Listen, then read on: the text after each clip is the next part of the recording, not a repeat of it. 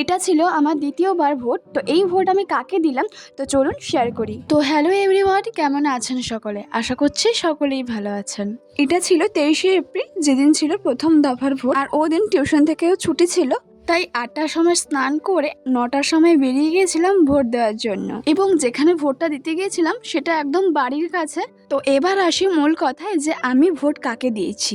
আমার মতে কোন মানুষ কাকে ভোট দেবে সেটা তার ব্যক্তিগত চয়েস। কেউ কাউকে বলে দেবে না যে তুমি একে ভোট দাও। আপনার যাকে ভালো লাগবে আপনি তাকেই দেবেন, তেমন আমারও যাকে ভালো লাগবে আমি তাকেই দেব। আর এমনিতেও আমি কিন্তু রাজনীতি সম্পর্কে কিছুই বুঝি না। রাজনীতি ব্যাপারটা পুরোটাই মাথার উপর দিয়ে যায় আমার। তাই সাধারণ মানুষ হয়ে সাধারণ মানুষের মতোই কাজ করি। ভোট দেওয়া আমাদের অধিকার। সবশেষে পরিবারকে আমরা ভালোবাসি, তাই রাজনীতি নিয়ে দাঙ্গা হাঙ্গামা না করাই ভালো। আর এই কথাগুলো আমি বলতাম না, বললাম কারণ মেসেঞ্জারের কিছু মেসেজ এবং কিছু কমেন্টের কারণে। যদি আমার কোনো কথায় খারাপ লেগে থাকে তবে আমাকে ক্ষমা করবেন।